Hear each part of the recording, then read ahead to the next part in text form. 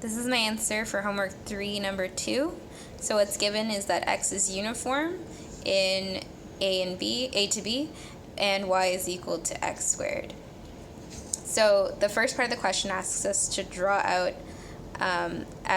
little f of x, which is the probability distribution function, and the big F of x, which is the cumulative distribution function. And so with our probability distribution function, we have this sort of rectangle where the area in here is equal to 1. And so essentially to find that would, you have b minus a as the width of the rectangle times the height is going to be equal to 1, which means that we have kind of this formula here. This is how it's derived, of 1 over b minus a would be equal to our f of x. And so then for the difference with that and the cumulative distribution function is that what makes it cumulative is that the area under the curve is the sum of the area under the curve as x approaches its max is going to be 1. And so this kind of looks like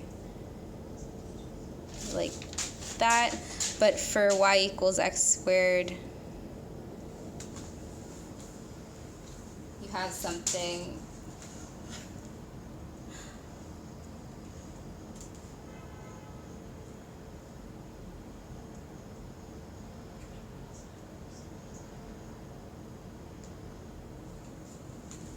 so I'm just going to write out my a and b. So a and b are kind of arbitrary wherever because no a or b was given for part 1.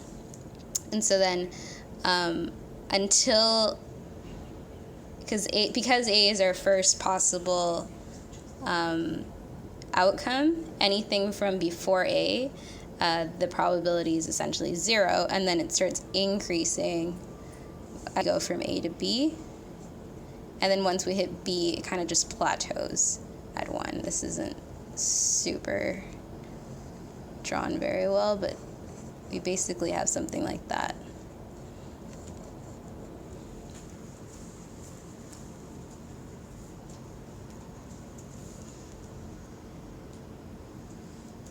Now, the second part of this question gives us a and b. So essentially, a is equal to -1 and b is equal to 3. So that's the same as writing that x ranges from -1 to 3. And so we have y equals x squared, therefore x is equal to root y. And so by that logic, y ranges from 1 to 9. And we're asked to find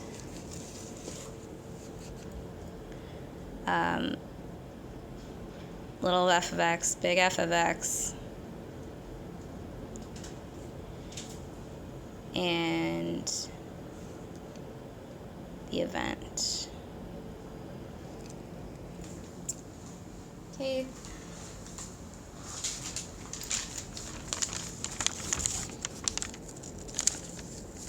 So, sorry, there's a hair there. Basically, we have that probability that x or y is less than or equal to the probability distribution function. Because we have y is equal to x squared, these probabilities are essentially equal because we sub in x squared for y.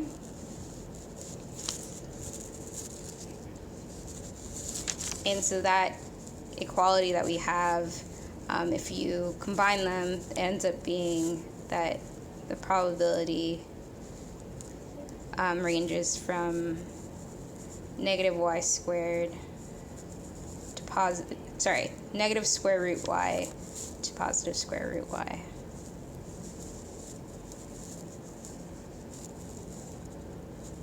And that's equivalent to big F of x. So basically you do the larger one minus the smaller one.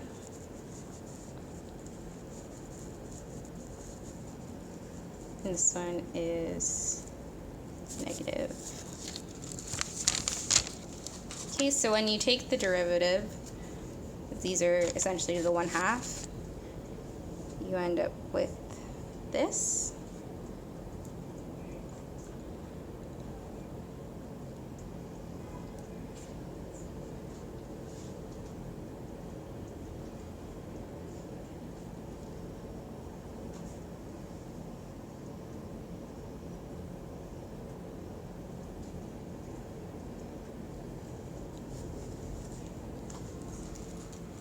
Okay, so I think we're asked to actually draw this out. So I'm just going to do that on another piece of paper.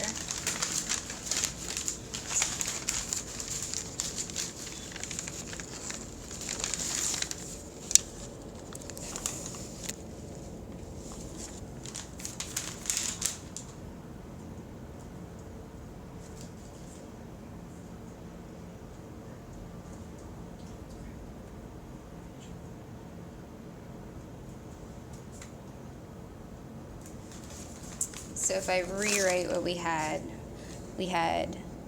1/2 root y times, just look back here,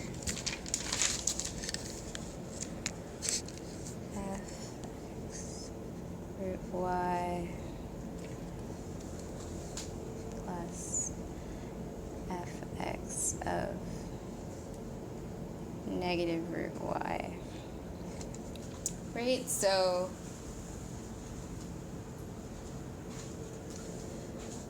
for fy, if we turn this into kind of a piecewise function,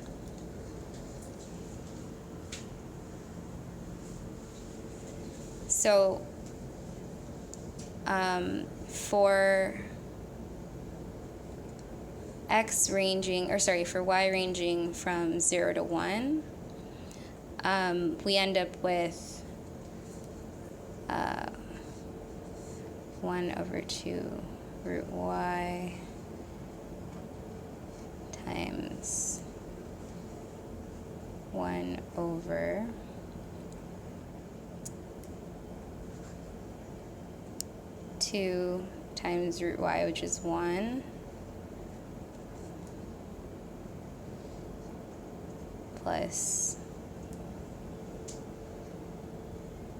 over, so this is essentially no contribution, so that is equal to, you have 1/4 root y, and again that's from y ranging from 0 to 1, okay, and then for y ranging from, and this is not equal, this is just for y ranging from 0 to 1, so then from y ranging from 1 to 9, we have again 1/2 root y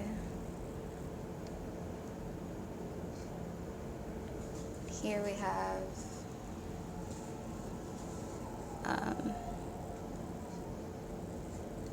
so for this contribution, if we go back to our formula where the height was equal to 1/b minus a, we have b and a are given to us, and so we have let me just remember what they were. 3 minus -1, which is equal to 1/4. So here we have 1/4, which is equal to 1/8 root y for when y ranges from 1 to 9. And then for any other case, there's no contribution, so we say 0 if else or otherwise. Okay, so then when you draw that out, what that looks like, this is y of y. So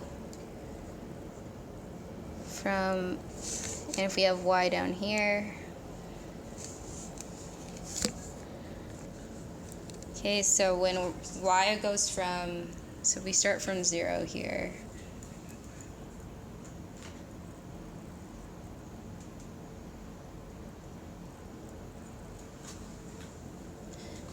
Our function goes 1 over 4 root y, which will just make the other one less steep. So if we just have a curve like that, and we'll say one ends here.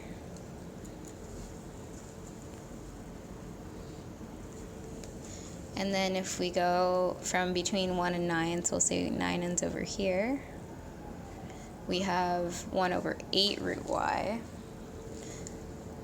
So there's going to be jump here, and that goes like that, and then it's going to be 0 otherwise.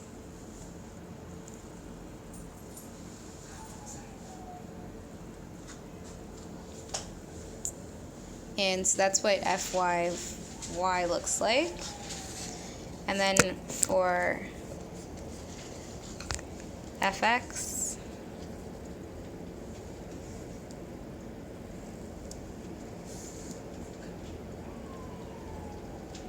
oh sorry, big F. And again, we have y over here.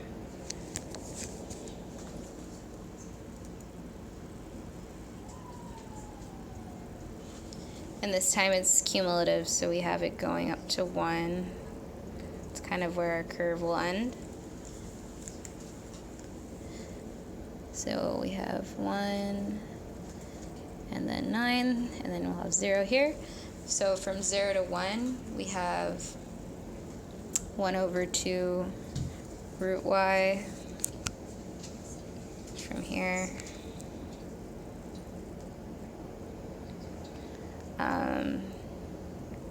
So again, we'll just make, because the second part is going to be 1 over 4 of root y plus 1.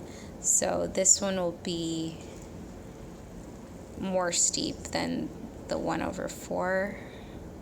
So we'll make something that looks like that. And then from 1 to 9, it's going to be like less gradual or less steep as it approaches 1. Again, it's not the best drawing here, but essentially it'll reach 1 by the time it gets to 9, and then after that, just plateau. So if this is it here, we'll pretend that's a straight line here.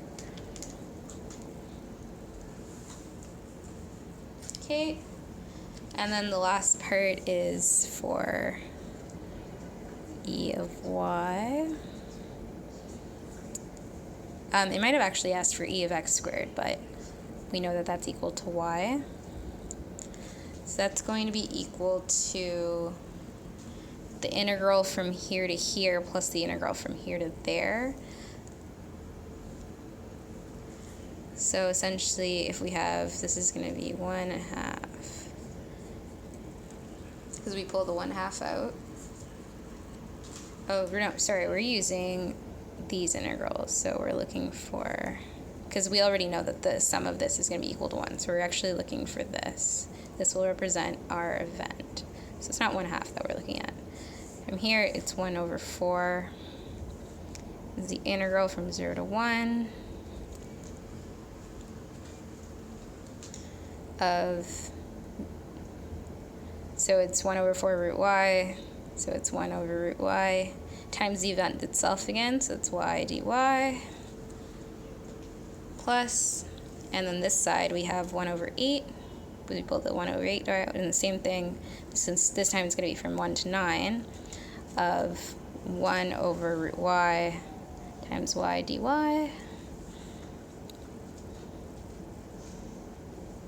And I've already solved this integral. And essentially when you